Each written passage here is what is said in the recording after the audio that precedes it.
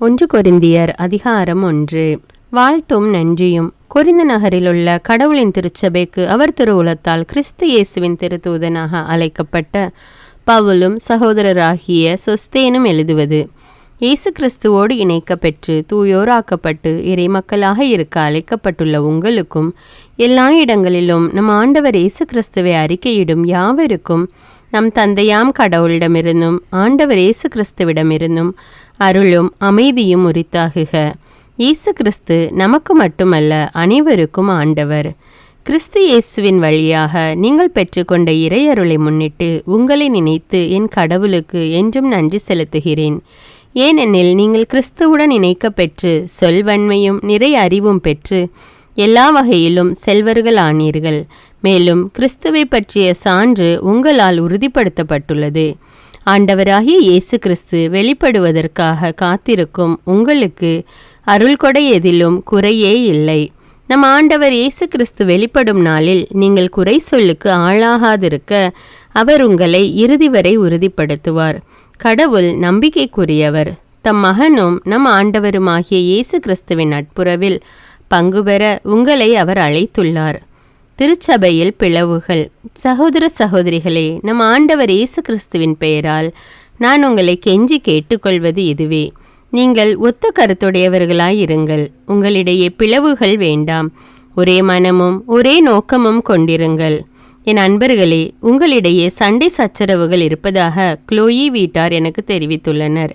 நான் இதை சொல்ல காரணம், உங்களுள் ஒவ்வொருவரும் நான் பவுலை சார்ந்துள்ளேன் என்றோ, நான் அப்பொல்லாவை சார்ந்துள்ளேன் என்றோ, நான் கேபாவை சார்ந்துள்ளேன் என்றோ, நான் கிறிஸ்துவை சார்ந்துள்ளேன் என்றோ சொல்லிக் கொள்கிறீர்களாம்.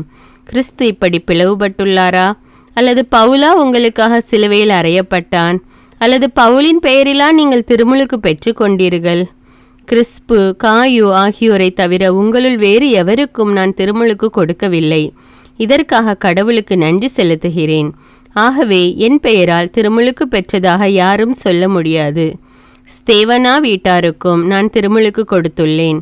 மற்றபடி வேறு எவருக்கும் திருமுழுக்கு கொடுத்ததாக எனக்கு நினைவு இல்லை. திருமுழுக்கு கொடுப்பதற்கு அல்ல, நற்செய்தி அறிவிக்கவே கிறிஸ்து என்னை அனுப்பினார். மனித ஞானத்தின் அடிப்படையிலான சொற்களில் இந்நற்செய்தியை அறிவித்தல் ஆகாது. அவ்வாறு அறிவித்தால் கிறிஸ்துவின் சிலுவை பொருளற்று போய்விடும். கிறிஸ்துவே கடவுளின் ஞானமும் வல்லமையும். சிலுவை பற்றிய செய்தி அழிந்து போகிறவர்களுக்கு மடமையே. ஆனால் மீட்பு பெறும் நமக்கோ அது கடவுளின் வல்லமை. ஏனெனில் ஞானிகளின் ஞானத்தை அழிப்பேன், அறிஞர்களின் அறிவை வெறுமையாக்குவேன் என்று மறைநூலில் எழுதியுள்ளது. இவ்வுலகை சார்ந்த ஞானி எங்கே? அறிவாளி எங்கே? வாதிடுவோர் எங்கே? இவ்வுலக ஞானம் மடமை என கடவுள் காட்டிவிட்டார் அல்லவா? கடவுளுடைய ஞானத்தால் அவரை அறிந்து கொள்ள முடியும். ஆனால் உலகினர் தம் ஞானத்தால் கடவுளை அறிந்து கொள்ளவில்லை. எனவே மடமை என்று கருதப்பட்ட நற்செய்தியை பறைசாற்றியதன் வழியாக நம்பிக்கை கொண்டோரை மீட்க கடவுள் திருவுளம் கொண்டார். யூதர்கள் அருமடையாளங்கள் வேண்டும் என்று கேட்கிறார்கள். கிரேக்கர் ஞானத்தை நாடுகிறார்கள். ஆனால் நாங்கள் சிலுவையில் அறையப்பட்ட கிறிஸ்துவை பற்றி பறைசாற்றுகிறோம். அச்சிலுவை யூதருக்கு தடைக்கல்லாகவும் பிற இனத்தாருக்கு மடமையாகவும் இருக்கிறது. ஆனால் அழைக்கப்பட்டவர்கள் யூதரானாலும் கிரேக்கரானாலும் அவர்களுக்கு கிறிஸ்து கடவுளின் வல்லமையும் ஞானமுமாய் இருக்கிறார். ஏனெனில் மனித ஞானத்தை விட கடவுளின் மடமை ஞானமிக்கது. மனித வலிமையை விட அவருடைய வலுவின்மை வலிமை மிக்கது. எனவே சகோதர சகோதரிகளே, நீங்கள் அழைக்கப்பட்ட நிலையை எண்ணி பாருங்கள். மனித கணிப்பின்படி உங்களுள் ஞானிகள் எத்தனை பேர்? வலியோர் எத்தனை பேர்? உயர் குடிமக்கள் எத்தனை பேர்? ஆனால் கடவுள் ஞானிகளை வெட்கப்படுத்த மடமை என உலகம் கருதுபவற்றை தேர்ந்து கொண்டார். அவ்வாறே வலியோரை வெட்கப்படுத்த வலுவற்றவை என உலகம் கருதுபவற்றை தேர்ந்து கொண்டார். உலகம் ஒரு பொருட்டாக கருதுபவற்றை அழித்துவிட அது தாழ்ந்ததாக கருதுபவற்றையும் இகழ்ந்து தள்ளுபவற்றையும் கடவுள் தேர்ந்தெடுத்தார். எவரும் கடவுள் முன் பெருமை பாராட்டாதபடி அவர் இப்படி செய்தார். அவரால் தான் நீங்கள் கிறிஸ்துவுடன் இணைக்கப்பட்டிருக்கிறீர்கள். கிறிஸ்துவே கடவுளிடமிருந்து நமக்கு வரும் ஞானம். அவரே நம்மை ஏற்புடையவராக்கி தூயவராக்கி மீட்கின்றார். எனவே மறைநூலில் எழுதியுள்ளவாறு பெருமை பாராட்ட விரும்புகிறவர் ஆண்டவரை குறித்தே பெருமை பாராட்டட்டும். 1 கொரிந்தியர் அதிகாரம் 2. சிலுவையில் அறையப்பட்ட கிறிஸ்துவை பற்றிய நற்செய்தி. சகோதர சகோதரிகளே, கடவுளை பற்றிய மறைபொருளை அறிவிக்க நான் உங்களிடம் வந்தபோது மிகுந்த சொல்வன்மையுடனோ ஞானத்துடனோ வரவில்லை. நான் உங்களிடையே இருந்தபோது மெஸ்ஸியாவாகி இயேசுவை தவிர, அதுவும் சிலுவையில் அறையப்பட்ட அவரை தவிர வேறு எதையும் அறிய வேண்டும் என்று நினைக்கவில்லை. நான் உங்கள் நடுவில் வலுவற்றவனாய் மிகுந்த அச்சத்தோடும் நடுக்கத்தோடும் இருந்தேன். நான் பறைசாற்றிய செய்தி ஞானத்தின் கவர்ச்சியான சொற்களில் அமையவில்லை. ஆனால் அது தூய ஆவியின் வல்லமையை எடுத்து காட்டுவதாக அமைந்தது. உங்கள் நம்பிக்கைக்கு அடிப்படை மனித ஞானம் அல்ல, கடவுளின் வல்லமையே, தூய ஆவியும் வெளிப்பாடும். எனினும் முதிர்ச்சி பெற்றவர்களோடு நாங்கள் ஞானத்தை பற்றி பேசுகிறோம். ஆனால் இது உலக ஞானம் அல்ல, உலக தலைவர்களின் ஞானமும் அல்ல. அவர்கள் அழிவுக்குரியவர்கள். வெளிப்படுத்தப்படாமல் மறைபொருளாயிருக்கும் இறைஞானத்தை பற்றியே நாங்கள் பேசுகிறோம். அது நாம் மேன்மை பெற வேண்டும் என்னும் நோக்குடன் உலகம் தோன்றும் முன்பே கடவுளின் திட்டத்தில் இருந்தது. இவ்வுலக தலைவர்கள் எவரும் அதை அறிந்து கொள்ளவில்லை. அறிந்திருந்தால் அவர்கள் மாட்சிக்குரிய ஆண்டவரை சிலுவையில் அறைந்திருக்க மாட்டார்கள். ஆனால் மறைநூலில் எழுதியுள்ளவாறு தம்மிடம் அன்பு கொள்ளுகிறவர்களுக்கென்று கடவுள் ஏற்பாடு செய்தவை கண்ணுக்கு புலப்படவில்லை, செவிக்கு எட்டவில்லை, மனித உள்ளமும் அதை அறியவில்லை. இதை கடவுள் தூய ஆவியாரின் வழியாக நமக்கு வெளிப்படுத்தினார். தூய ஆவியாரே அனைத்தையும் துருவி ஆய்கிறார். கடவுளின் ஆழ்ந்த எண்ணங்களையும் அறிகிறார். மனிதரின் உள்ளத்தில் இருப்பதை அவருள் இருக்கும் மனமே அன்றி வேறு எவரும் அறிய முடியாது அன்றோ? அவ்வாறே கடவுள் உள்ளத்தில் இருப்பதை அவர் தம் ஆவியே அன்றி வேறு எவரும் அறியார். ஆனால் நாம் இவ்வுலக மனப்பாங்கை பெற்றுக்கொள்ளவில்லை, மாறாக தூய ஆவியை கடவுளிடமிருந்து பெற்றுள்ளோம். இவ்வாறு கடவுள் நமக்கு அருளிய கொடைகளை கண்டுணர்ந்து கொள்கிறோம். ஆவிக்குரியவர்களுக்கு ஆவிக்குரியவற்றை பற்றி விளக்கி கூறும்போது நாங்கள் மனித ஞானத்தால் கற்றுக்கொண்ட சொற்களை பேசுவதில்லை, மாறாக தூய ஆவியார் கற்றுத்தரும் சொற்களையே பேசுகிறோம். மனித இயல்பை மட்டுமுடைய ஒருவர் கடவுளின் ஆவிக்குரியவற்றை ஏற்றுக்கொள்வதில்லை. அவை அவருக்கு மடமையாய் தோன்றும். அவற்றை அவரால் அறிந்து கொள்ளவும் முடியாது. ஏனெனில் அவற்றை தூய ஆவியின் துணை கொண்டே ஆய்ந்துணர முடியும். ஆவிக்குரியவரோ அனைத்தையும் ஆய்ந்துணர்வார். எவரும் அவரை ஆய்வுக்கு உட்படுத்த முடியாது. ஆண்டவருடைய மனத்தை அறிபவர் யார்? அவருக்கு அறிவுரை கூறுபவர் யார்? நாமோ கிறிஸ்துவின் மனத்தை கொண்டுள்ளோம். 1 கொரிந்தியர் அதிகாரம் 3. கடவுளின் உடன் உழைப்பாளர்கள். சகோதர சகோதரிகளே, ஆவிக்குரியவர்களிடம் பேசுவது போல நான் உங்களிடம் பேச முடியவில்லை. மாறாக நீங்கள் ஊனியல்பு கொண்டவர்கள் எனவும் கிறிஸ்துவோடுள்ள உறவில் குழந்தைகள் எனவும் எண்ணி பேசுகிறேன். நான் உங்களுக்கு திட உணவை அல்ல, பாலையே ஊட்டினேன். ஏனெனில் திட உணவை உங்களால் உண்ண முடியவில்லை. இப்போதும் அதே நிலையில்தான் இருக்கிறீர்கள். நீங்கள் இன்னும் உங்கள் ஊனியல்புக்கு ஏற்பவே நடக்கிறீர்கள். ஏனெனில் பொறாமையும் சண்டை சச்சரவும் உங்களிடையே உள்ளன. நீங்கள் ஊனியல்புக்கு ஏற்ப நடந்து மனித போக்கில்தானே வாழ்கிறீர்கள். ஏனெனில் ஒருவர் நான் பவுலை சார்ந்துள்ளேன் என்றும் வேறொருவர் நான் அப்பொல்லோவை சார்ந்துள்ளேன் என்றும் உங்களிடையே சொல்லிக் கொள்ளும்போது நீங்கள் மனித போக்கில்தானே நடக்கிறீர்கள். அப்பொல்லோ யார்? பவுல் யார்? நீங்கள் நம்பிக்கை கொள்ள காரணமாயிருந்த பணியாளர்கள்தானே. ஆண்டவர் ஒவ்வொருவருக்கும் அருளியவாறு அவர்கள் தொண்டாற்றுகிறார்கள். நான் நட்டேன், அப்பொல்லோ நீர் பாய்ச்சினார், கடவுள் விளைய செய்தார்.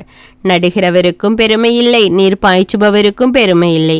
விளைய செய்யும் கடவுளுக்கே பெருமை. நடுகிறவர் ஆனாலும் நீர் பாய்ச்சுகிறவர் ஆனாலும் ஒன்றுதான். தாம் செய்த வேலைக்கு ஏற்ப ஒவ்வொருவரும் தம் கூலியை பெறுவர். நாங்கள் கடவுளின் உடன் உழைப்பாளர்கள். நீங்கள் கடவுள் பண்படுத்தும் தோட்டம், நீங்கள் அவர் எழுப்பும் கட்டடம். கடவுள் எனக்கு அளித்த அருளின்படியே நான் கைதேர்ந்த கட்டட கலைஞர் போல அடித்தளம் இட்டேன். அதன் மேல் வேறொருவர் கட்டுகிறார். ஒவ்வொருவரும் தாம் கட்டும் முறையை குறித்து கவனமாக இருக்க வேண்டும். ஏற்கனவே அடித்தளம் இட்டாயிற்று. இவ்வடித்தளம் இயேசு கிறிஸ்துவே. வேறொரு அடித்தளத்தை இட எவராலும் முடியாது. அந்த அடித்தளத்தின் மேல் ஒருவர் பொன், வெள்ளி, விலை உயர்ந்த கற்கள், மரம், புல், வைக்கோல் ஆகியவற்றில் எதையும் வைத்து கட்டலாம். ஆனால் அவரவருடைய வேலைப்பாடு தெரிந்துவிடும். தீர்ப்பு நாள் அதை தெளிவுபடுத்தும். அந்நாள் நெருப்புமயமாய் வெளிப்படும். அந்நெருப்பு அவரவருடைய வேலை எத்தகையது என்பதை காட்டும். ஒருவர் கட்டியது நிலைத்து நின்றால் அதற்கான கூலியை அவர் பெறுவார்.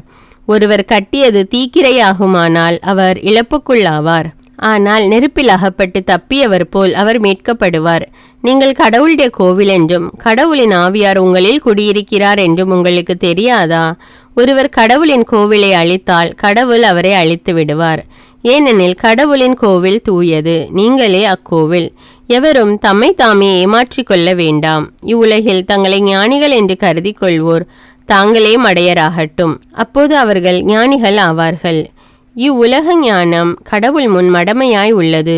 ஏனெனில் மறைநூலில் எழுதியுள்ளவாறு ஞானிகளை கடவுள் அவர்களது சூழ்ச்சியில் சிக்க வைப்பார். மேலும் ஞானிகளின் எண்ணங்கள் வீணானவை என ஆண்டவர் அறிவார். எனவே மனிதரை குறித்து யாரும் பெருமை பாராட்டலாகாது. பவுல், அப்பொல்லோ, கேபா ஆகிய அனைவரும் உங்களுக்குரியவர்களே. அவ்வாறே உலகம், வாழ்வு, சாவு, நிகழ்காலம், எதிர்காலம் இவை அனைத்தும் உங்களுக்குரியவைகளே. ஆனால் நீங்கள் கிறிஸ்துவுக்குரியவர்கள், கிறிஸ்து கடவுளுக்குரியவர். 1 கொரிந்தியர் அதிகாரம் 4. திருத்தூதரின் பணி. நீங்கள் எங்களை கிறிஸ்துவின் ஊழியர்கள், கடவுளின் மறை உண்மைகளை அறிவிக்கும் பொறுப்புடையவர்கள் என கருத வேண்டும். பொறுப்பாளர்கள் நம்பிக்கைக்குரியவர்களாய் காணப்பட வேண்டும் என எதிர்பார்க்கலாம் அன்றோ? என்னை பொறுத்த மட்டில் எனக்கு எதிராக நீங்களோ மக்களின் நீதிமன்றமோ தீர்ப்பளித்தால் அதை பற்றி சிறிதும் கவலைப்பட மாட்டேன்.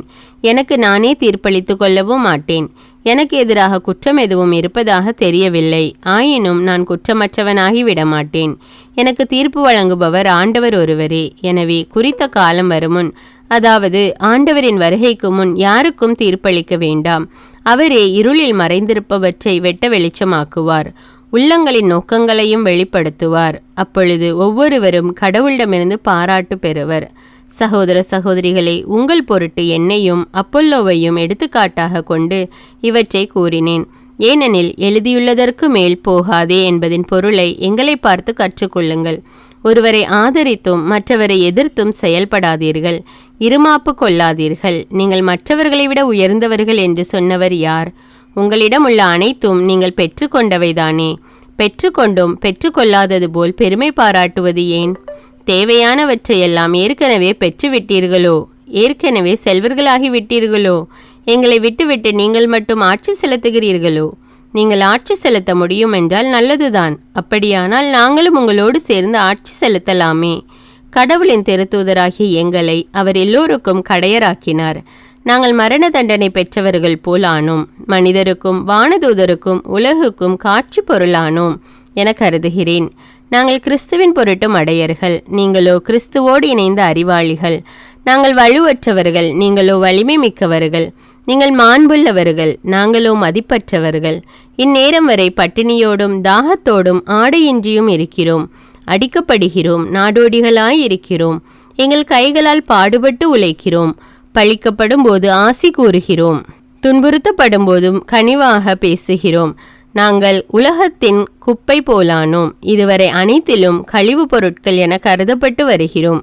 உங்களை வெட்கமடைய செய்ய நான் இவற்றை எழுதவில்லை. நீங்கள் என் அன்பார்ந்த பிள்ளைகள் என எண்ணி உங்களுக்கு அறிவு புகட்டவே இவற்றை எழுதுகிறேன். கிறிஸ்துவை சார்ந்த உங்களுக்கு ஆசிரியர்கள் பல்லாயிரம் இருக்கலாம், ஆனால் தந்தையர் பலர் இல்லை. நற்செய்தி வழியாக நான் உங்களை கிறிஸ்தவர்களாக ஈன்றெடுத்தேன். ஆகையால் நீங்கள் என்னை போலாகுங்கள் என அறிவுரை கூறுகிறேன். இதற்காகவே தீமோத்தேயுவை உங்களிடம் அனுப்பியுள்ளேன். அவரின் அன்பார்ந்த பிள்ளை, ஆண்டவருடன் இணைந்து வாழும் அவர் நம்பிக்கைக்குரியவர். நான் கிறிஸ்து இயேசுவோடு இணைந்து வாழும் நிலையில் கடைபிடிக்கும் நெறிமுறைகளை அவர் உங்களுக்கு நினைவூட்டுவார். அவற்றையே நான் எங்கும் எல்லா திருச்சபைகளிலும் கற்பித்து வருகிறேன். நான் உங்களிடம் வரப்போவதில்லை என உங்களுள் சிலர் எண்ணி இருமாப்பு கொண்டிருக்கின்றனர். ஆனால் ஆண்டவர் திருவுளம் கொண்டால் நான் உங்களிடம் விரைவிலேயே வருவேன். இருமாப்பு கொண்டுள்ள அவர்கள் என்ன பேசுகிறார்கள் என்பதை அல்ல, அவர்களால் என்ன செய்ய முடியும் என்பதை தெரிந்து கொள்ளத்தான் போகிறேன். இறையாட்சி பேச்சில் அல்ல, செயல்பாட்டில்தான் இருக்கிறது. நான் பிறம்போடு வர வேண்டுமா அல்லது அன்போடும் கனிவான உள்ளத்தோடும் வர வேண்டுமா? எதை விரும்புகிறீர்கள்? 1 கொரிந்தியர் அதிகாரம் 5. கூடா ஒழுக்கமும் குடும்ப ஒழுக்கமும். தீயவனை திருச்சபையிலிருந்து தள்ளி வைத்தல். உங்களுடைய பரத்தமை உண்டென கேள்விப்படுகிறேன். ஒருவன் தன் தந்தையின் மறுமனைவியை வைத்து கொண்டிருக்கிறானாம். இத்தகைய பரத்தமை பிற இனத்தாரிடையே கூட காணப்படவில்லை. இதை அறிந்தும் நீங்கள் இருமாப்புடன் இருப்பது எப்படி? துயரமடைந்திருக்க வேண்டாமா? இப்படி செய்தவனை உங்கள் நடுவிலிருந்து தள்ளி வைத்திருக்க வேண்டாமா? நான் உடலால் உங்களோடு இல்லாவிடினும் உள்ளத்தால் உங்களோடு இருக்கிறேன். நான் உங்களோடு இருப்பதாக எண்ணி அச்செயலை செய்தவனுக்கு ஏற்கனவே தீர்ப்பு அளித்து விட்டேன். நம் ஆண்டவர் இயேசுவின் பெயரால் நீங்கள் கூடி வரும்போது நானும் உள்ளத்தால் உங்களோடு இருப்பேன். அப்போது நம் ஆண்டவர் இயேசுவின் வல்லமையோடு அத்தகையவனை சாத்தானிடம் ஒப்புவிக்க வேண்டும். அவனது உடல் அழிவுற்றாலும் ஆண்டவரின் நாளில் அவன் மீட்படைவதற்காக இவ்வாறு செய்வோம். நீங்கள் பெருமை பாராட்டுவது நல்லதல்ல. சிறிதளவு புளிப்பு மாவு பிசைந்த மாவு முழுவதையும் புளிக்க வைக்கும் என்பது உங்களுக்கு தெரியாதா? எனவே புளிப்பு சத்துள்ள பழைய மாவை தூக்கி எறிந்து விடுங்கள். அப்போது நீங்கள் புதிதாய் பிசைந்த மாவாய் இருப்பீர்கள். உண்மையில் நீங்கள் புளிப்பற்ற மாவாய்த்தான் இருக்கிறீர்கள். ஏனெனில் நம் பாஸ்கா ஆடாகிய கிறிஸ்து பலியிடப்பட்டிருக்கிறார். ஆகையால் பழைய புளிப்பு மாவை தவிர்க்க வேண்டும். தீமை பரத்தமை போன்ற புளிப்பு மாவோடு அல்ல, மாறாக நேர்மை உண்மை போன்ற புளிப்பற்ற அப்பத்தோடு பாஸ்காவை கொண்டாடுவோமாக. பரத்தமையில் ஈடுபடுவோருடன் உறவு வைத்து கொள்ள வேண்டாம் என்று நான் உங்களுக்கு என் கடிதத்தில் எழுதியிருந்தேன். ஆனாலும் இவ்வுலகில் பரத்தமையில் ஈடுபடுவோர், பேராசையுடையோர், கொள்ளையடிப்போர், சிலைகளை வழிபடுவோர் ஆகியோரை பற்றி நான் பொதுவாக எழுதவில்லை.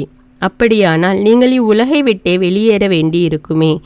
உங்கள் நடுவில் சகோதரர் அல்லது சகோதரி என்னும் பெயரை வைத்து கொண்டு பரத்தமையில் ஈடுபடுபவராகவோ, பேராசையுடையவராகவோ, சிலைகளை வழிபடுகிறவராகவோ, பழி தூற்றுகிறவராகவோ, குடிவெறியராகவோ, கொள்ளையடிப்பவராகவோ இருப்பவர்களோடு உறவு வைத்து கொள்ள வேண்டாம் என்றுதான் உங்களுக்கு எழுதியிருந்தேன்.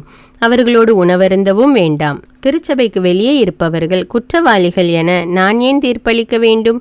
கடவுளே அவர்களுக்கு தீர்ப்பளிப்பார். உள்ளே இருப்பவர்களுக்கு நீங்கள் தானே தீர்ப்பளிக்க வேண்டும். ஆகையால் அத்தீயவனை உங்கள் நடுவில் இருந்து தள்ளி வையுங்கள். 1 கொரிந்தியர் அதிகாரம் 6. சகோதர சகோதரிகளுடைய வழக்குகளை தீர்த்து கொள்ளுதல். உங்களுள் ஒருவருக்கு மற்றொருவரோடு வழக்கு இருப்பின் தீர்ப்புக்காக இறைமக்களிடத்தில் போகாமல் நம்பிக்கை கொள்ளாதோரிடம் செல்ல துணிவதேன்? இறைமக்கள் தான் உலகுக்கு தீர்ப்பு அளிப்பவர்கள் என்பது உங்களுக்கு தெரியாதா? உலகுக்கே தீர்ப்பளிக்கப் போகும் நீங்கள் உங்களிடையே உள்ள சின்னஞ்சிறிய வழக்குகளை தீர்த்து கொள்ள தகுதியற்றவர்களாகிவிட்டீர்களா? வானதூதர்களுக்கும் தீர்ப்பு அளிப்பது நாம் தான் என்பதும் உங்களுக்கு தெரியாதா? அப்படி இருக்க அன்றாட வாழ்க்கையில் ஏற்படும் வழக்குகளை நீங்களே தீர்த்து கொள்ள முடியாதா? அத்தகைய வழக்குகளை தீர்க்க சபையினரால் புறக்கணிக்கப்பட்டோரை நடுவர்களாக அமர்த்துவது எப்படி? நீங்கள் வெட்கமடையவே இதை சொல்கிறேன். சகோதர சகோதரிகளிடையே உள்ள வழக்குகளை தீர்க்க உங்களுள் ஞானமுள்ளவர் ஒருவர் கூட இல்லையா? சகோதர சகோதரிகளுள் ஒருவர் மற்றவருக்கு எதிராக வழக்கு தொடரலாமா? அதுவும் நம்பிக்கை கொள்ளாத மக்கள் முன்னிலையிலா? நீங்கள் ஒருவர் மீது மற்றவர் வழக்கு தொடருவதே உங்களுக்கு ஒரு தோல்வியாகும். உங்களுக்கு இழைக்கப்பட்ட தீங்கை நீங்கள் பொறுத்து கொள்ளக்கூடாதா? உங்கள் உடைமைகளை வஞ்சித்து பறிக்கும்போது அதை நீங்கள் கண்டுகொள்ளாமல் இருந்துவிடக்கூடாதா? ஆனால் நீங்களே ஒருவருக்கொருவர் தீங்கிழைக்கிறீர்கள், வஞ்சித்து பறிக்கிறீர்கள். அதுவும் சகோதர சகோதரிகளுக்கே இப்படி செய்கிறீர்கள்.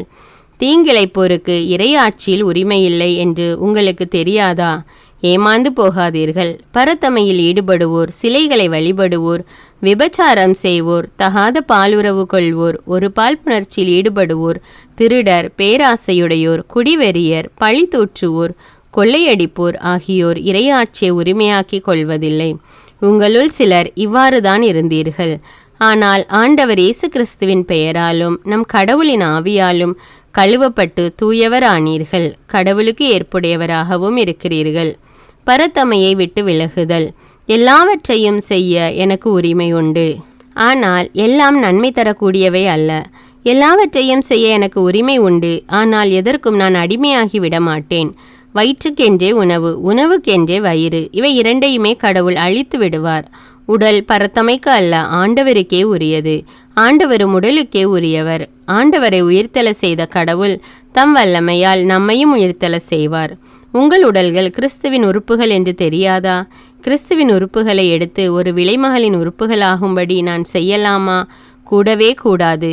விலைமகளுடன் சேர்கிறவன் அவளோடு ஓர் உடல் ஆகிறான் என்று தெரியாதா?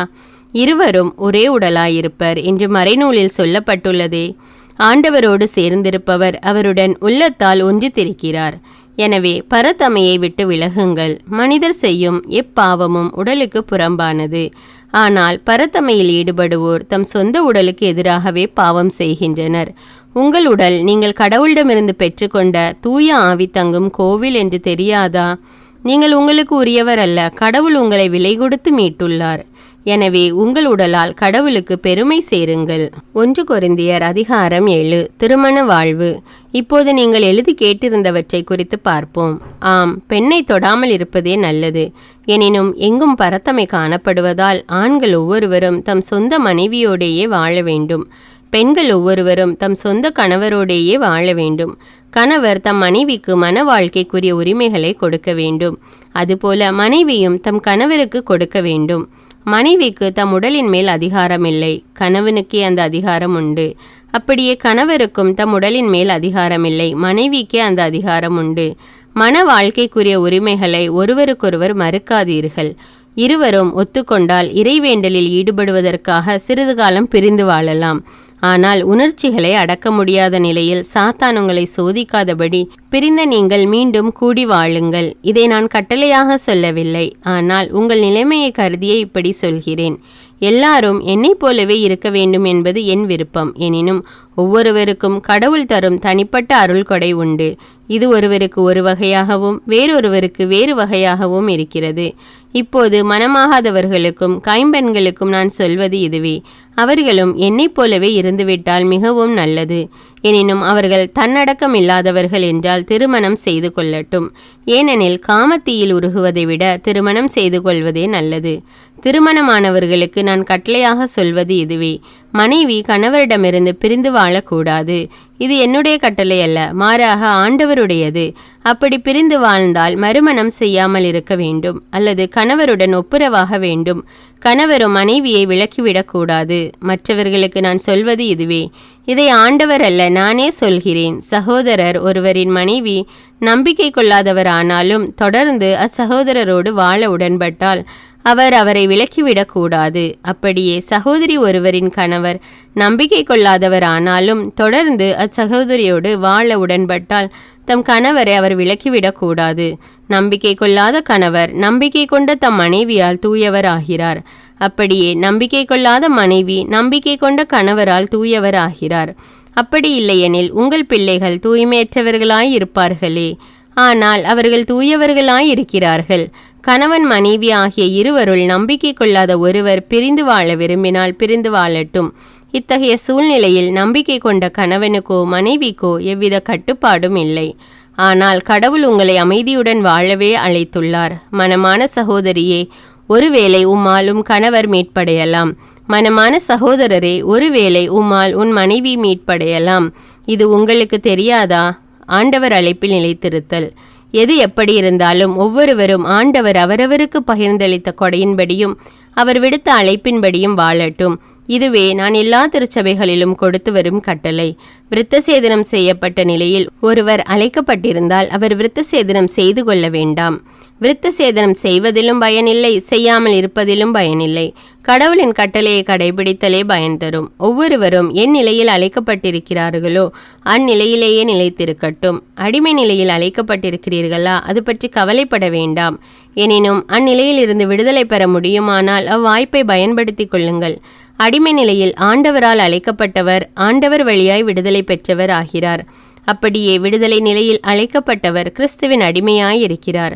நீங்கள் ஆண்டவரால் விலை கொடுத்து மீட்கப்பட்டீர்கள். எனவே மனிதருக்கு அடிமையாக வேண்டாம். சகோதர சகோதரிகளே, நீங்கள் ஒவ்வொருவரும் அழைக்கப்பட்டிருக்கிற நிலையிலேயே கடவுள் முன் நிலைத்திருங்கள். மனமாகாதவர்களும் கைம்பெண்களும். இனி மனமாகாதவர்களை குறித்து பார்ப்போம். இவர்களை பற்றி ஆண்டவரின் கட்டளை எதுவும் என்னிடமில்லை. எனினும் ஆண்டவரின் இரக்கத்தால் நம்பிக்கைக்குரியவனாயிருக்கும் நான் என் கருத்தை சொல்கிறேன். மனமாகாதோர் தாம் அழைக்கப்பட்ட நிலையிலேயே இருந்து விடுவது நல்லது. இப்போதுள்ள இடர்நிலையை முன்னிட்டு இவ்வாறு இருப்பதே நல்லதென எண்ணுகிறேன். மனைவியுடன் திருமணத்தால் இணைக்கப்பட்டு இருப்பவர்கள் மனவிலக்குக்கு வழி தேடக்கூடாது. மனைவியுடன் இணைக்கப்படாதவர்கள் திருமணம் செய்து கொள்ள வழி தேடக்கூடாது. நீங்கள் திருமணம் செய்து கொண்டால் அது பாவம் அல்ல. இளம்பெண்கள் திருமணம் செய்து கொண்டால் அதுவும் பாவம் அல்ல. ஆனால் திருமணம் செய்து கொள்வோர் இவ்வுலக வாழ்வில் இன்னலுறுவர். நீங்கள் அவ்வின்னல்களுக்கு உள்ளாகாதிருக்க வேண்டும் என்பதே என் நோக்கம். அன்பர்களே, நான் சொல்வது இதுவே. இனியுள்ள காலம் குறுகியதே. இனி மனைவி உள்ளவரும் மனைவி இல்லாதவர் போல இருக்கட்டும். அழுபவர் அழாதவர் போலவும், மகிழ்ச்சியுறுவோர் மகிழ்ச்சியற்றவர் போலவும், பொருள்களை வாங்குவோர் அவை இல்லாதவர் போலவும் இருக்கட்டும். உலக செல்வத்தை பயன்படுத்துவோர் அவற்றில் முழுமையாக ஈடுபடாதவர் போல் இருக்கட்டும். இவ்வுலகு இப்போது இருப்பது போல் நெடுநாள் இராது. நீங்கள் கவலையற்றவர்களாய் இருக்க வேண்டும் என்றே நான் விரும்புகிறேன். மனமாகாதவர் ஆண்டவருக்குரியவற்றில் அக்கறை கொள்கிறார். எப்படி அவருக்கு உகந்தவற்றை செய்யலாம் என எண்ணிக்கொண்டிருக்கிறார். ஆனால் மனமானவர் உலகுக்குரியவற்றில் அக்கறை கொள்கிறார். எப்படி தம் மனைவிக்கு உகந்தவற்றை செய்யலாம் என எண்ணிக்கொண்டிருக்கிறார்.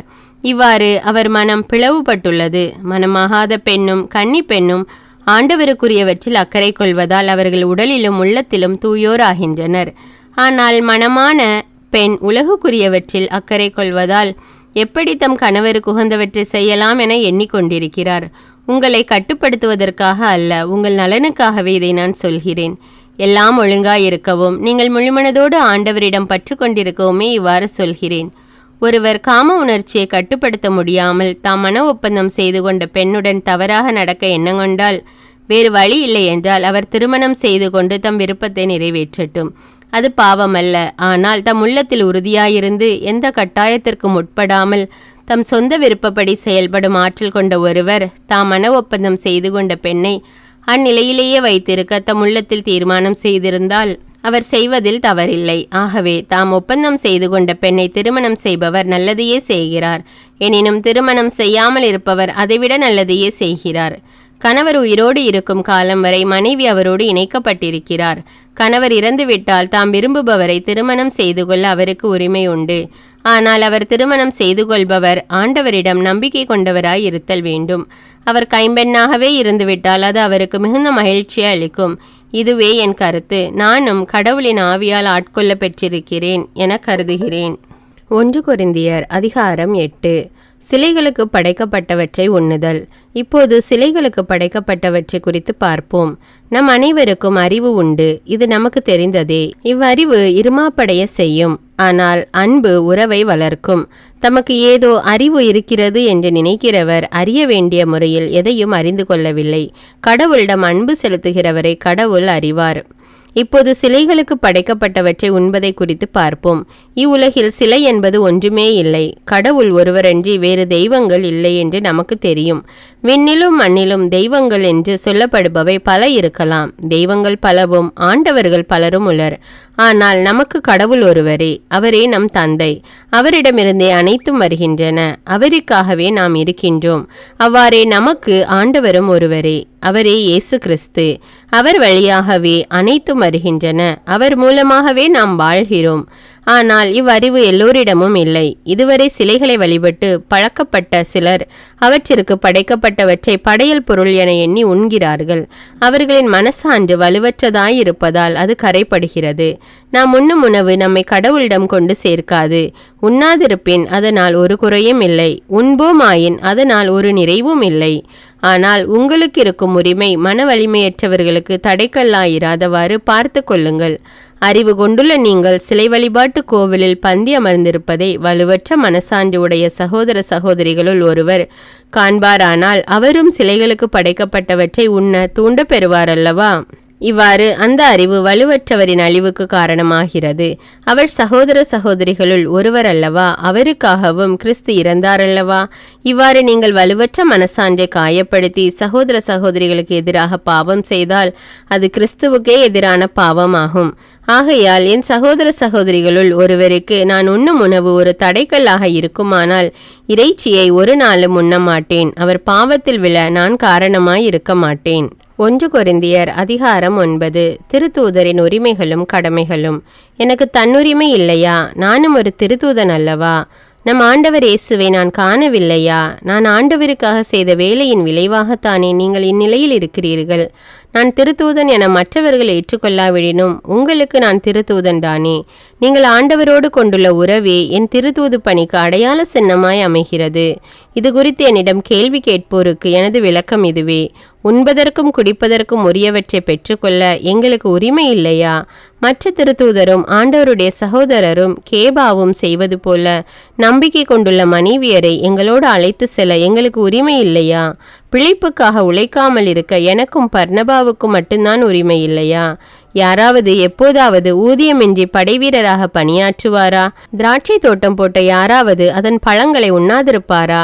மந்தையை மேய்க்கும் ஆயர் அதன் பாலை அருந்தாதிருப்பாரா? மனித வழக்கத்தை மட்டும் வைத்து நான் இதை சொல்லவில்லை, திருச்சட்டமும் இதையே சொல்லவில்லையா? மோசேயின் சட்டத்தில் போரடிக்கும் ஆட்டின் வாயை கட்டாதே என்று எழுதியுள்ளதே. மாடுகளை பற்றிய கவலையினால் கடவுள் இதை சொல்கிறாரா, அல்லது எங்கள் பொருட்டு இதை சொல்கிறாரா? ஆம், இது எங்கள் பொருட்டே எழுதப்பட்டுள்ளது. ஏனெனில் தமக்கு பங்கு கிடைக்கும் என்னும் எதிர்நோக்குடன் உழுகிறவர் உழ வேண்டும், போரடிக்கிறவரும் அதே எதிர்நோக்குடன் போரடிக்க வேண்டும். நாங்கள் ஆவிக்குரியவற்றை உங்களிடையே விதைத்திருப்பதால் எங்கள் உடலுக்குரிய தேவைகளை உங்களிடமிருந்து அறுவடையாக பெற்றுக்கொள்வது மிகையாகாது அல்லவா? உங்களிடம் பங்கு பெற மற்றவர்களுக்கு உரிமை இருந்தால் எங்களுக்கு அதைவிட அதிக உரிமை இல்லையா? அப்படி இருந்தும் கூட நாங்கள் இந்த உரிமையை பயன்படுத்தி கொள்ளவில்லை. கிறிஸ்துவை பற்றிய நற்செய்திக்கு எத்தடையும் வராதவாறு எல்லாவற்றையும் பொறுத்து கொள்கிறோம். கோவிலில் வேலை செய்வோர் கோவில் வருமானத்திலிருந்தே உணவு பெறுவர். பீடத்தில் பணிபுரிவோர் பழிபொருட்களில் பங்கு பெறுவர். இது உங்களுக்கு தெரியாதா? அவ்வாறே நற்செய்தி அறிவிக்கிறவர்கள் அந்நற்செய்தியின் மூலமாகவே பிழைப்புக்குரியவற்றை பெற்றுக்கொள்ள வேண்டும் என்று நம் ஆண்டவர் பணித்திருக்கிறார். ஆனால் இவ்வுரிமைகளில் எதையும் நான் பயன்படுத்தி கொள்ளவில்லை. நான் அவற்றை பெற்றுக்கொள்ள வேண்டும் என்னும் எண்ணத்துடன் எழுதவும் இல்லை. அவ்வாறு பெற்றுக்கொள்வதை விட நான் சாவதே நல்லது. எனக்குரிய பெருமையை எவரும் அழித்துவிட முடியாது. நான் நற்செய்தி அறிவிக்கிறேன் என்றாலும் அதில் நான் பெருமைப்பட ஒன்றுமில்லை. இதை செய்ய வேண்டிய கட்டாயம் எனக்கு உள்ளது. நற்செய்தி அறிவிக்காவிடில் ஐயோ எனக்கு கேடு. இதை நானாக விரும்பி செய்தால் எனக்கு கைமாறு உண்டு. நானாக விரும்பாவிட்டாலும் இது என்னிடம் ஒப்படைக்கப்பட்டுள்ள பொறுப்பாக இருக்கிறது. அப்படியானால் எனக்கு கைமாறு என்ன? உங்களுக்கு எச்செலவுமின்றி நற்செய்தி அறிவிப்பதிலுள்ள மனநிறைவே அக்கைமாறு. நான் நற்செய்தி அறிவிப்போருக்குரிய உரிமையை கொஞ்சம் கூட பயன்படுத்தி கொள்ளவில்லை. நான் யாருக்கும் அடிமையாயில்லாதிருந்தும் பலரை கிறிஸ்துவிடம் கொண்டுவர என்னை எல்லோருக்கும் அடிமையாக்கி கொண்டேன். யூதரை கிறிஸ்துவிடம் கொண்டுவர யூதருக்கு யூதரை போலானேன். நான் திருச்சட்டத்திற்கு உட்படாதவனாயிருந்தும் திருச்சட்டத்திற்கு உட்பட்டவர்களை கிறிஸ்துவிடம் கொண்டுவர அச்சட்டத்திற்கு உட்பட்டவர் போலானேன். திருச்சட்டத்திற்கு உட்படாதவர்களை கிறிஸ்துவிடம் கொண்டுவர திருச்சட்டத்திற்கு உட்படாதவர் போலவும் ஆனேன். ஆனால் நானோ கடவுளின் சட்டத்திற்கு உட்படாதவன் அல்ல. ஏனெனில் நான் கிறிஸ்துவின் சட்டத்திற்கு உட்பட்டவன். வலுவற்றவர்களை கிறிஸ்துவிடம் கொண்டுவர வலுவற்றவர்களுக்கு வலுவற்றவன் ஆனேன். எப்படியாவது ஒரு சிலரை ஏனும் மீட்கும்படி நான் எல்லோருக்கும் எல்லாம் ஆனேன். நற்செய்தியால் வரும் ஆசியில் பங்கு பெற வேண்டி நற்செய்திக்காக எல்லாவற்றையும் செய்கிறேன். பந்தய திடலில் ஓட வந்திருப்போர் பலர் ஓடினாலும் பரிசு பெறுபவர் ஒருவரே. இது உங்களுக்கு தெரியாதா? எனவே பரிசு பெறுவதற்காகவே நீங்களும் ஓடுங்கள். பந்தயத்தில் போட்டியிடுவோர் யாவரும் அழிவுறும் வெற்றி வாகை சூடுவதற்காக தன்னடக்க பயிற்சிகளில் ஈடுபடுவர். நாமோ அழிவற்ற வெற்றி வாகை சூடுவதற்காக இப்படி செய்கிறோம். நான் குறிக்கோள் இன்றி ஓடுபவரை போல ஓடமாட்டேன். காற்றை குத்துபவரை போல குத்து சண்டை இடமாட்டேன். பிறருக்கு நற்செய்தி அறிவிக்கிற நானே தகுதியற்றவனாக மாறிவிடாதவாறு என் உடலை அடக்கி கட்டுப்படுத்துகிறேன். 1 கொரிந்தியர் அதிகாரம் 10. சிலை வழிபாடு. சகோதர சகோதரிகளே, நீங்கள் ஒன்றை அறிந்திருக்க வேண்டும் என விரும்புகிறேன். நம் முன்னோர் அனைவரும் மேகத்தின் கீழ் வழி நடந்தனர். அவர்கள் அனைவரும் கடலை கடந்து சென்றனர். அவர்கள் அனைவரும் மோசேயோடு இணைந்திருக்கும்படி மேகத்தாலும் கடலாலும் திருமுழுக்கு பெற்றார்கள். அவர்கள் அனைவரும் ஒரே ஆன்மீக உணவை உண்டனர். அவர்கள் அனைவரும் ஒரே ஆன்மீக பானத்தை பருகினர். தங்களை பின்தொடர்ந்து வந்த ஆன்மீக பாறையிலிருந்து அவர்கள் பருகினார்கள். கிறிஸ்துவே அப்பாறை. அப்படி இருந்தும் அவர்களில் பெரும்பான்மையோர் கடவுளுக்கு உகந்தவராய் இருக்கவில்லை. பாலை நிலத்திலேயே அவர்கள் கொல்லப்பட்டார்கள். அவர்கள் தீயனவற்றில் ஆசை கொண்டு இருந்தது போல நாமும் இராதவாறு இவை நமக்கு ஒரு முன்னடையாளமாக நிகழ்ந்தன. அவர்களுள் சிலரை போல் நீங்களும் சிலைகளை வழிபடாதீர்கள். அவர்களை குறித்தே மக்கள் அமர்ந்து உண்டு குடித்தனர், எழுந்து மகிழ்ந்து ஆடினர் என்று மறைநூலில் எழுதப்பட்டுள்ளது. அவர்களுள் சிலர் பரத்தமையில் ஈடுபட்டனர். அதனால் ஒரே நாளில் 23,000 பேர் மடிந்தனர். அவர்களைப் போல் நாமும் பரத்தமையில் ஈடுபடக்கூடாது. அவர்களுள் சிலர் ஆண்டவரை சோதித்தனர். அதனால் பாம்பினால் கடிபட்டு அழிந்து போயினர். அவர்களைப் போல நாமும் அவரை சோதிக்க கூடாது. அவர்களுள் சிலர் முணுமுணுத்தனர். இதனால் அவர்கள் அழிவு விளைவிக்கும் தூதரால் அழிக்கப்பட்டனர். அவர்களைப் போல் நாமும் முணுமுணுக்க கூடாது. அவர்களுக்கு நிகழ்ந்த இவை அனைத்தும் மற்றவர்களுக்கு எச்சரிக்கையாக அமைகின்றன. இறுதி காலத்தில் வாழும் நமக்கு இவை அறிவுரையாக எழுதப்பட்டுள்ளன. எனவே தாம் நிலையாக நிற்பதாக நினைத்து கொண்டிருப்பவர் விழுந்து விடாதபடி பார்த்து கொள்ளட்டும். உங்களுக்கு ஏற்படுகின்ற சோதனை பொதுவாக மனிதருக்கு ஏற்படும் சோதனையே அன்றி வேறு அல்ல. கடவுள் நம்பிக்கைக்குரியவர். அவர் உங்களுடைய வலிமைக்கு மேல் நீங்கள் சோதனைக்குள்ளாக விடமாட்டார். சோதனை வரும்போது அதை தாங்கிக் கொள்ளும் வலிமையை உங்களுக்கு அருள்வார். அதிலிருந்து விடுபட வழி செய்வார். எனவே என் அன்புக்குரியவர்களே, சிலை வழிபாட்டை விட்டு விலகுங்கள். உங்களை அறிவாளிகள் என மதித்து பேசுகிறேன்.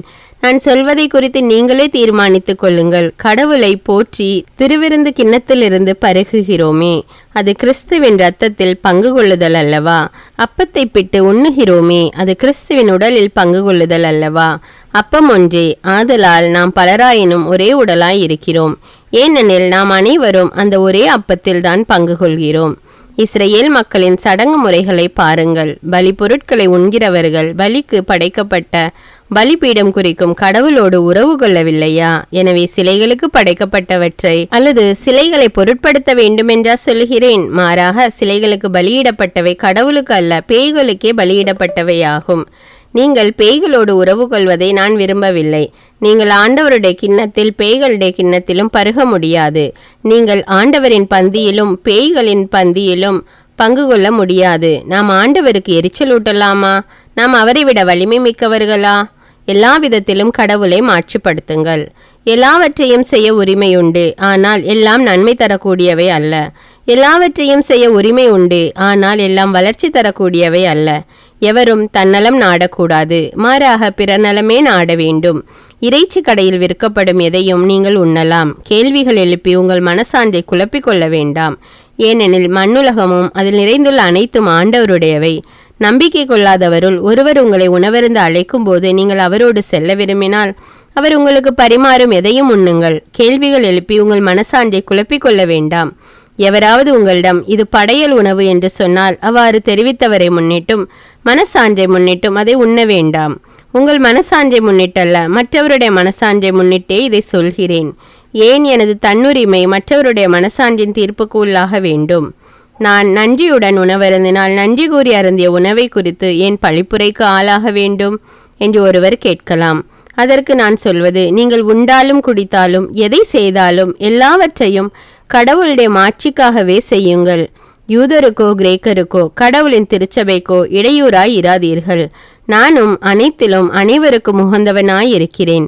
நான் எனக்கு பயந்தருவதை நாடாமல் பலரும் மீட்படையும்படி அவர்களுக்கு பயந்தருவதையே நாடுகிறேன். 1 கொரிந்தியர் அதிகாரம் 11. நான் கிறிஸ்துவை போல் நடப்பது போன்று நீங்களும் என்னை போல் நடங்கள். வழிபாட்டின் போது தலையை மூடிக்கொள்தல். நீங்கள் எப்போதும் என்னை நினைவு கூறுகிறீர்கள். நான் உங்களிடம் ஒப்படைத்த மரபுகளை நான் ஒப்படைத்தவாறே கடைபிடிக்கிறீர்கள்.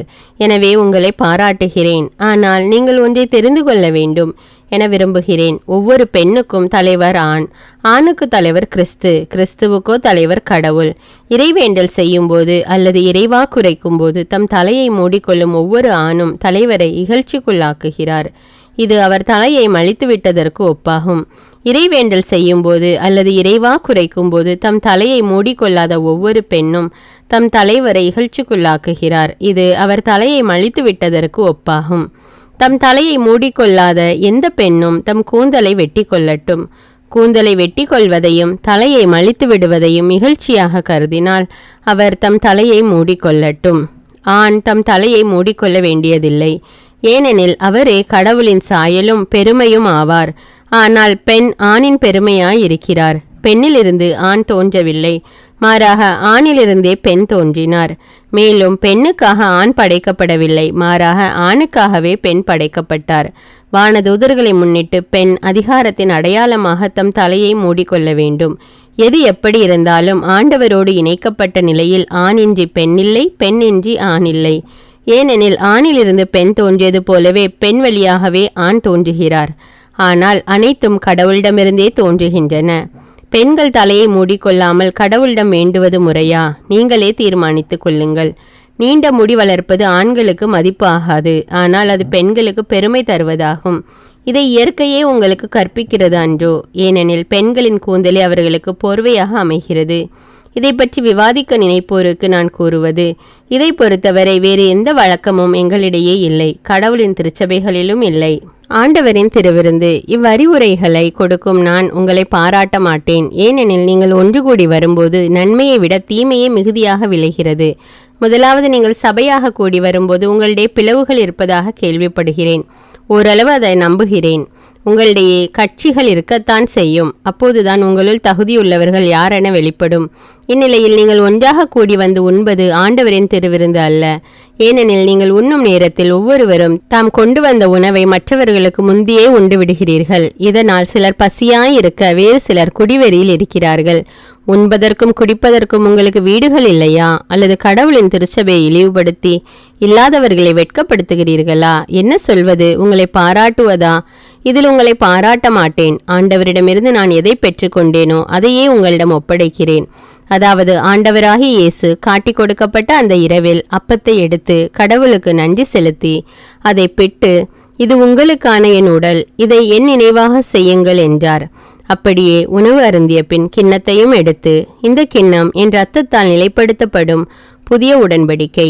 நீங்கள் இதிலிருந்து பருகும் போதெல்லாம் என் நினைவாக இவ்வாறு செய்யுங்கள் என்றார். ஆதலால் நீங்கள் இந்த அப்பத்தை உண்டு கிண்ணத்திலிருந்து பருகும் போதெல்லாம் ஆண்டவருடைய சாவை அவர் வரும் வரை அறிவிக்கிறீர்கள். ஆகவே எவராவது தகுதியற்ற நிலையில் இந்த அப்பத்தை உண்டால் அல்லது ஆண்டவரின் கிண்ணத்தில் பருகினால் அவர் ஆண்டவரின் உடலுக்கும் இரத்தத்திற்கும் எதிராக குற்றம் புரிகிறார். எனவே ஒவ்வொருவரும் தம்மையே சோதித்தறிந்த பின்பே இந்த அப்பத்தை உண்டு கிண்ணத்தில் பருக வேண்டும். ஏனெனில் ஆண்டவருடைய உடல் என உணராமல் உண்டு பருகுபவர் தம் மீது தண்டனை தீர்ப்பையே வருவித்துக் கொள்கிறார். இதனால்தான் உங்களில் பலர் வலுவற்றோராயும் உடல் நலமற்றோராயும் இருக்கின்றனர். மற்றும் பலர் இறந்தும் விட்டனர். ஆனால் நம்மை நாமே சோதித்தறிந்தோம், ஆனால் நாம் தீர்ப்புக்கு ஆளாக மாட்டோம். இப்போது ஆண்டவர் நம்மை தீர்ப்புக்கு ஆளாக்கினால் அது நம்மை தண்டித்து திருத்துவதற்கே. உலகத்தோடு நாமும் தண்டனை தீர்ப்பு அடையாதிருக்கவே இப்படி செய்கிறார். எனவே என் சகோதர சகோதரிகளே, உண்பதற்காக நீங்கள் ஒன்று கூடி வரும்போது ஒருவர் மற்றவருக்காக காத்திருங்கள். ஒருவருக்கு பசித்தால் அவர் தம் வீட்டிலேயே உணவருந்தட்டும். அப்போது நீங்கள் கூடி வருவது உங்களுக்கு தண்டனை தீர்ப்பை வருவிக்காது. மற்றவை குறித்து நான் வரும்போது அறிவுரைகள் தருவேன். 1 கொரிந்தியர் அதிகாரம் 12. தூய ஆவியார் அருளும் கொடைகள். சகோதர சகோதரிகளே, தூய ஆவியார் அருளும் கொடைகளை குறித்து பார்ப்போம். அவற்றை பற்றி நீங்கள் அறிந்து கொள்ள வேண்டும் என்பதே என் விருப்பம். நீங்கள் பிற இனத்தவராயிருந்தபோது ஊமை சிலைகள் பால் ஈர்க்கப்பட்டு தவறாக வழிநடத்தப்பட்டீர்கள் என்பதை நீங்கள் அறிவீர்கள். கடவுளின் ஆவியால் ஆட்கொள்ளப்பட்டு பேசும் எவரும் இயேசு சபிக்கப்பட்டவர் என சொல்ல மாட்டார். தூய ஆவியால் ஆட்கொள்ளப்பட்டவர் என்று வேறு எவரும் இயேசுவே ஆண்டவர் என சொல்ல முடியாது. இதை நீங்கள் தெரிந்து கொள்ள வேண்டும். அருட்கொடைகள் பல வகையுண்டு, ஆனால் தூய ஆவியார் ஒருவரே. திருத்தொண்டுகளும் பல வகையுண்டு, ஆனால் ஆண்டவர் ஒருவரே. செயல்பாடுகள் பல வகையுண்டு, ஆனால் கடவுள் ஒருவரே. அவரே எல்லாரிடமும் எல்லாவற்றையும் செயல்படுத்துபவர். பொது நன்மைக்காகவே தூய ஆவியாரின் செயல்பாடுகள் ஒவ்வொருவரிலும் வெளிப்படுகிறது. தூய ஆவியார் ஒருவருக்கு ஞானம் நிறைந்த சொல்வளத்தை அருள்கிறார். இன்னொருவருக்கோ அதே ஆவியார் அறிவு செறிந்த சொல்வளத்தை அளிக்கிறார். அதே ஆவியார் வேறொருவருக்கு நம்பிக்கை அருளுகிறார். அந்த ஒரே ஆவியார் மற்றொருவருக்கு பிணித்தீர்க்கும் அருள் கொடையையும் அளிக்கிறார். தூய ஆவியார் ஒருவருக்கு வல்ல செயல் செய்யும் ஆற்றலையும், இன்னொருவருக்கு இறைவாக்குரைக்கும் ஆற்றலையும், வேறொருவருக்கு ஆவிக்குரியவற்றை பகுத்தறியும் ஆற்றலையும், மற்றொருவருக்கு பல்வகை பரவச பேச்சு பேசும் ஆற்றலையும், பிறிதொருவருக்கு அப்பேச்சை விளக்கும் ஆற்றலையும் அருள்கிறார். அந்த ஒரே ஆவியாரே இவற்றையெல்லாம் செயல்படுத்துகிறார். அவரே தம் விருப்பம் போல் ஒவ்வொருவருக்கும் இவற்றை பகிர்ந்தளிக்கிறார். உடலும் உறுப்புகளும். உடல் ஒன்றே, உறுப்புகள் பல. உடலின் உறுப்புகள் பலவாயினும் உடல் ஒன்றாயிருப்பது போல கிறிஸ்துவும் இருக்கிறார். ஏனெனில் யூதரானாலும் கிரேக்கரானாலும் அடிமைகளானாலும் உரிமை குடிமக்களானாலும் நாம் எல்லோரும் ஒரே தூய ஆவியால் ஒரே உடலாயிருக்கும்படி திருமுழுக்கு பெற்றோம். அந்த ஒரே ஆவியை பானமாகவும் பெற்றோம். உடல் ஒரே உறுப்பால் ஆனது அல்ல, பல உறுப்புகளால் ஆனது. நான் கை அல்ல, ஆகவே இவ்வுடலை சேர்ந்தவன் அல்ல என கால் சொல்லுமானால் அது அவ்வுடலை சேர்ந்ததில்லை என்றாகிவிடுமா? நான் கண் அல்ல, ஆகவே இவ்வுடலை சேர்ந்தவன் அல்ல என காது சொல்லுமானால் அது அவ்வுடலை சேர்ந்ததில்லை என்றாகிவிடுமா? முழு உடலும் கண்ணாயிருந்தால் கேட்பது எப்படி? முழு உடலும் காதாயிருந்தால் முகர்வது எப்படி? உண்மையில் கடவுள் ஒவ்வொரு உறுப்பையும் தாம் விரும்பியவாறே உடலில் அமைத்தார். அவை யாவும் ஒரே உறுப்பாயிருந்தால் உடல் என ஒன்று இருக்குமா? எனவேதான் பல உறுப்புகளை உடையதாயிருந்தாலும் உடல் ஒன்றே. கண் கையை பார்த்து நீ எனக்கு தேவையில்லை என்றோ, தலை கால்களை பார்த்து நீங்கள் எனக்கு தேவையில்லை என்றோ சொல்ல முடியாது. மாறாக உடலில் மிக வலுவற்றவனவாய் தோன்றும் உறுப்புகளே மிகவும் தேவையானவையாய் இருக்கின்றன. உடலின் மதிப்பு குறைவான உறுப்புகள் என நமக்கு தோன்றுபவற்றிற்கே நாம் மிகுந்த மதிப்பு கொடுக்கிறோம். நம் மறைவான உறுப்புகளே மிகுந்த மதிப்பு பெறுகின்றன. மறைந்திராத நம் உறுப்புகளுக்கு அது தேவையில்லை. மாறாக மதிப்பு குறைந்த உறுப்புகளுக்கு மிகுந்த மதிப்பு கொடுத்தே கடவுள் உடலை ஒன்றித்து உருவாக்கினார். உடலில் பிளவு ஏற்படாமல் ஒவ்வொரு உறுப்பும் மற்ற உறுப்புகளின் மீதே ஒரேவித கவலை கொள்ள வேண்டும் என்றே இப்படி செய்தார். ஒரு உறுப்பு துன்புற்றால் அதனுடன் மற்ற எல்லா உறுப்புகளும் சேர்ந்து துன்புறும். ஒரு உறுப்பு பெருமை பெற்றால் அதனுடன் மற்ற எல்லா உறுப்புகளும் சேர்ந்து மகிழ்ச்சியுறும். நீங்கள் கிறிஸ்துவின் உடல், ஒவ்வொருவரும் அதன் தனித்தனி உறுப்புகள். அவ்வாறே திருச்சபையிலும் கடவுள் முதலாவது திருத்தூதர்களையும், இரண்டாவது இறைவாக்கினர்களையும், மூன்றாவது போதகர்களையும், பின்னர் வல்ல செயல் செய்வோர்களையும், அதன் பின் பிணித்தீர்க்கும் அருள் கொடை பெற்றவர்கள், துணை நிற்பவர்கள், தலைமையேற்று நடத்துபவர்கள், பல்வகை பரவச பேச்சு பேசுகிறவர்கள் ஆகியோரையும் ஏற்படுத்தினார். எல்லாருமே திருத்தூதர்களா? எல்லாருமே இறைவாக்கினர்களா? எல்லாருமே போதகர்களா? எல்லாருமே வல்ல செயல் செய்பவர்களா? இல்லை. எல்லாருமே பிணித்தீர்க்கும் அருள் கொடையை பெற்றவர்களா? எல்லாருமே பரவச பேச்சு பேசுகிறவர்களா? எல்லாருமே விளக்கம் அளிப்பவர்களா? இல்லையே. எனவே நீங்கள் மேலான அருள் கொடையையே ஆர்வமாய் நாடுங்கள். எல்லாவற்றையும் விட சிறந்த நெறி ஒன்றை நான் உங்களுக்கு எடுத்து காட்டுகிறேன். 1 கொரிந்தியர் அதிகாரம் 13. நான் மானிடரின் மொழிகளிலும் வானதூதரின் மொழிகளிலும் பேசினாலும் அன்பு எனக்கில்லையேல் ஒலிக்கும் வெண்கலமும் ஓசையிடும் தாளமும் போலாவேன். இறைவாக்கு உரைக்கும் ஆற்றல் எனக்கு இருப்பினும், மறைப்பொருள்கள் அனைத்தையும் அறிந்தவனாயிருப்பினும், அறிவெல்லாம் பெற்றிருப்பினும், மலைகளை இடம்பெயர செய்யும் அளவுக்கு நிறைந்த நம்பிக்கை கொண்டிருப்பினும், என்னிடம் அன்பு இல்லையேல் நான் ஒன்றுமில்லை. என் உடைமையை எல்லாம் நான் வாரி வழங்கினாலும், என் உடலையே சுட்டரிப்பதற்கென ஒப்புவித்தாலும், என்னிடம் அன்பு இல்லையேல் எனக்கு பயன் ஒன்றுமில்லை. அன்பு பொறுமையுள்ளது, நன்மை செய்யும், பொறாமைப்படாது, தற்புகழ்ச்சி கொள்ளாது, இருமாப்பு அடையாது. அன்பு இழிவானதை செய்யாது, தன்னலம் நாடாது, எரிச்சலுக்கு இடம் கொடாது, தீங்கு நினையாது. அன்பு தீவினையில் மகிழ்வுறாது, மாறாக உண்மையில் அது மகிழும். அன்பு அனைத்தையும் பொறுத்து கொள்ளும், அனைத்தையும் நம்பும், அனைத்தையும் எதிர்நோக்கி இருக்கும், அனைத்திலும் மன உறுதியாயிருக்கும். இறைவாக்கு உரைக்கும் கொடை ஒழிந்து போம், பரவச பேச்சு பேசும் கொடையும் ஒழிந்து போம், அறிவும் அழிந்து போம். ஆனால் அன்பு ஒருபோதும் அழியாது. ஏனெனில் நமது அறிவு அரைகுறையானது. நாம் அரைகுறையாகவே இறைவாக்கும் உரைக்கிறோம். நிறைவானது வரும்போது அரைகுறையானது ஒழிந்து போம்.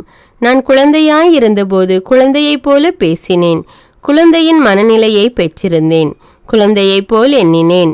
நான் பெரியவனான போது குழந்தைக்குரியவற்றை அறவே விட்டுவிட்டேன்.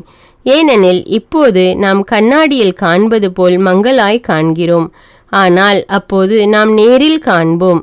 இப்போது நான் அரைகுறையாய் அறிகிறேன், அப்போது கடவுள் என்னை அறிந்துள்ளது போல் முழுமையாய் அறிவேன். ஆக நம்பிக்கை, எதிர்நோக்கு, அன்பு ஆகிய மூன்றுமே நிலையாய் உள்ளன. இவற்றுள் அன்பே தலை சிறந்தது. 1 கொரிந்தியர் அதிகாரம் 14. பரவச பேச்சு பேசுதலும் இறைவா குறைத்தலும். அன்பு செலுத்த முயலுங்கள். ஆவியார் அருளும் கொடைகளையும், குறிப்பாக இறைவா குறைக்கும் கொடையையும் ஆர்வமாய் நாடுங்கள். ஏனெனில் பரவச பேச்சு பேசுகிறவர் மக்களிடமல்ல, கடவுளிடமே பேசுகிறார். அவர் பேசுவது எவருக்கும் விளங்குவதில்லை. அவர் தூய ஆவியால் ஆட்கொள்ளப்பட்டு மறைப்பொருள்களை பேசுகிறார். ஆனால் இறைவாக்கு உரைப்பவரோ மக்களிடமே பேசுகிறார். அவர் பேசுவது அவர்களுக்கு வளர்ச்சியையும் ஊக்கத்தையும் ஆறுதலையும் அளிக்கிறது. பரவச பேச்சு பேசுகிறவர் தம்மை மட்டுமே வளர்ச்சியுற செய்கிறார். ஆனால் இறைவாக்குரைப்பவர் திருச்சபையை வளர்ச்சியுற செய்கிறார். நீங்கள் அனைவரும் பரவச பேச்சு பேசுவதை நான் விரும்புகிறேன். ஆனாலும் நீங்கள் இறைவாக்குரைப்பதையே நான் அதிகமாக விரும்புகிறேன்.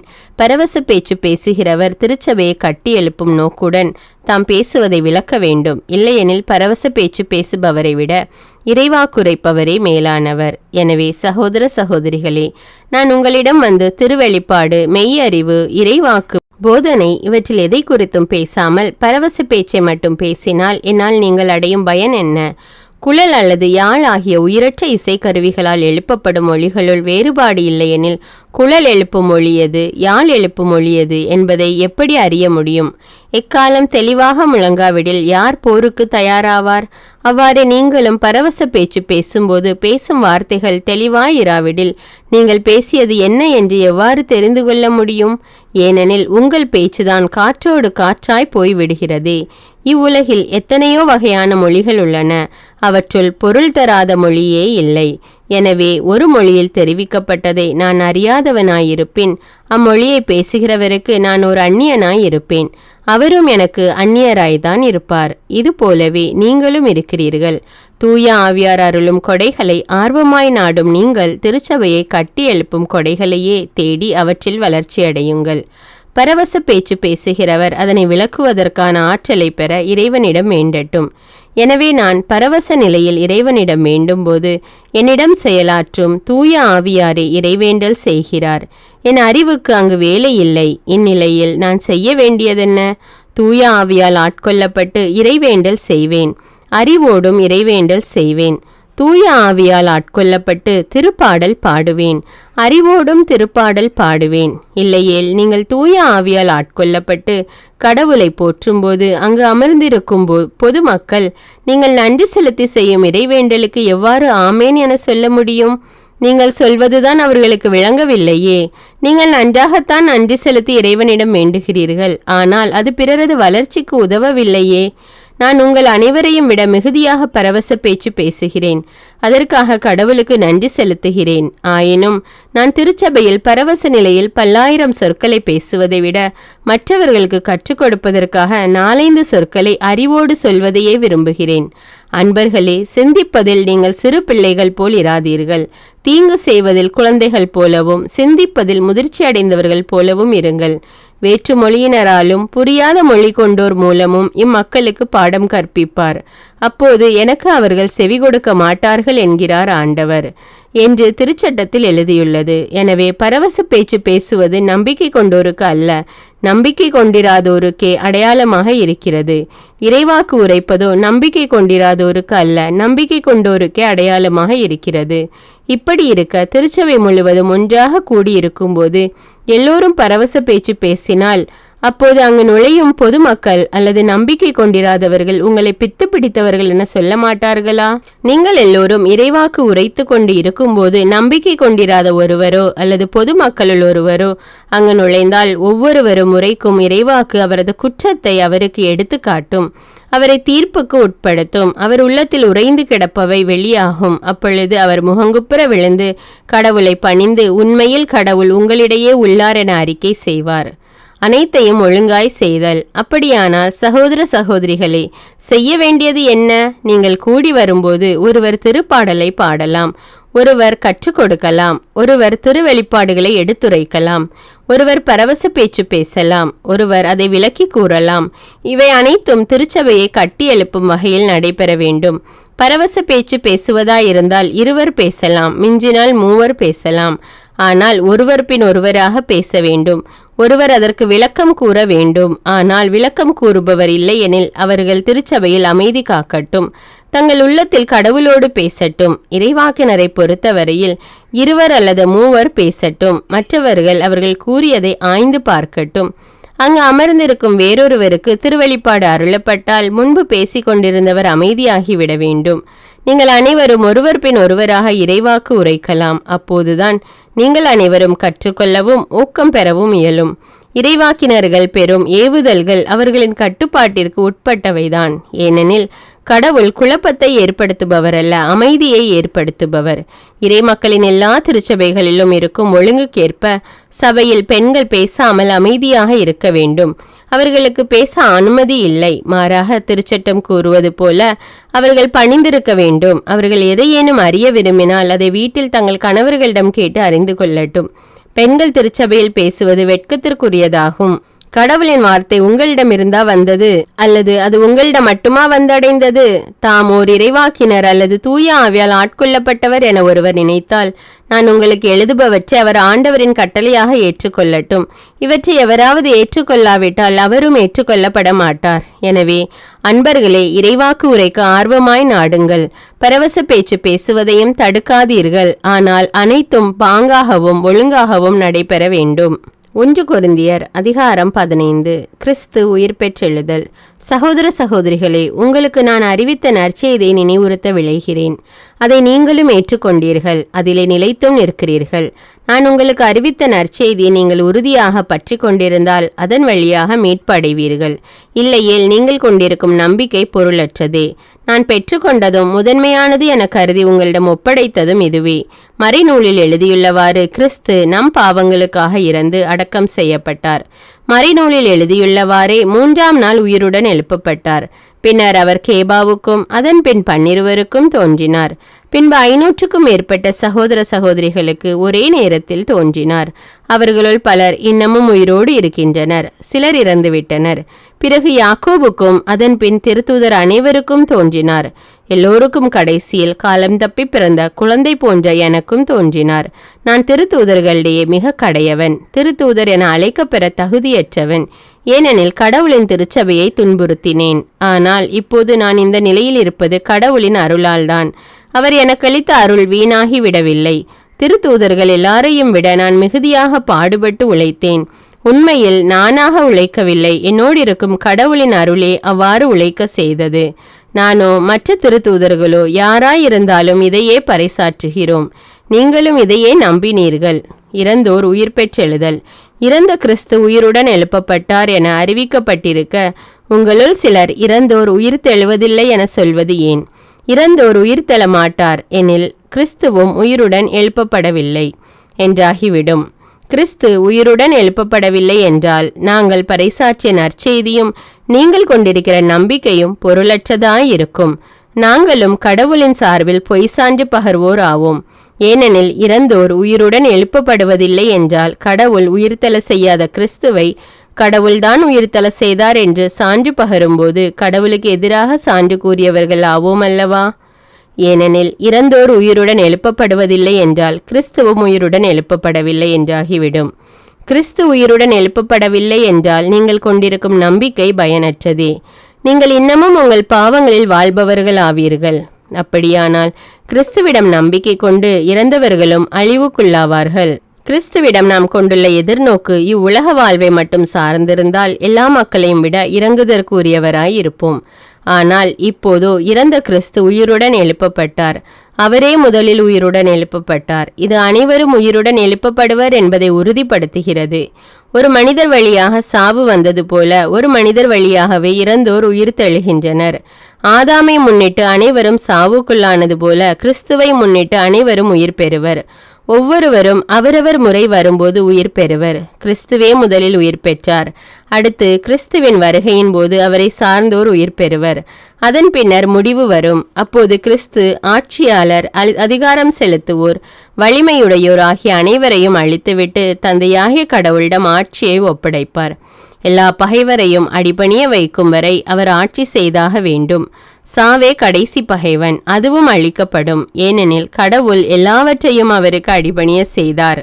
ஆனால் எல்லாம் அடிபணிந்தன என்று சொல்லும்போது அனைத்தையும் கிறிஸ்துவுக்கு அடிபணிய வைக்கும் கடவுளை தவிர மற்றவை யாவும் அடிபணிந்தன என்பது தெளிவாகிறது.